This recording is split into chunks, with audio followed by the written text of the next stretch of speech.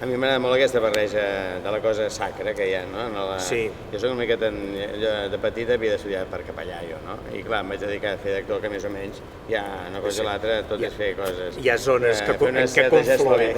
Certes coses, no? Això és preciós, perquè vivim uns temps en què, sobretot la gent jove, ha llançat a les escombraries una tradició cultural vinculada a la lectura del cristianisme. Jo, que soc profundament ateu, penso que és important que tinguem una consciència de les bases de la nostra cultura. És el canamàs de la nostra cultura. Evidentment. I si no hi ha això, ens quedem suspesos. Penjats, no sabem on. Falten referents. Però penso que l'espectacle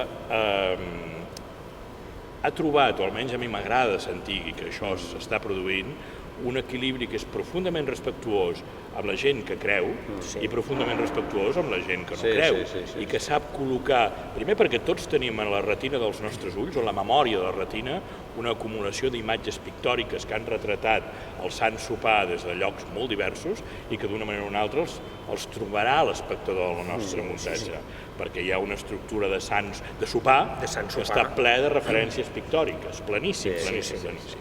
I que, per tant, és una forma d'ensenyar que des d'una determinada tradició religiosa n'ha sortit, emancipada o no, una tradició cultural i que és una mica funció nostra també de col·locar el pes específic d'aquesta tradició religiosa en la dimensió contemporània de la nostra cultura, perquè si no només sembla que l'única possibilitat sigui malbaratar-ho. L'altre dia no té res a veure, però quan fèiem l'escena del sopar pensava en Viridiana, no? A veure, no té res a veure, no hi ha cap mena de referent, però realment m'ho vaig pensar amb l'escena del retrat famós, que hi va haver tants problemes en aquella pel·lícula de Viridiana. No, i per mi el que és bonic és que és un...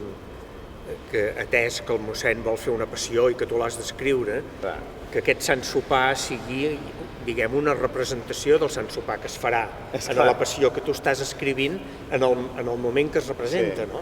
Que és aquest paral·lel de teatre.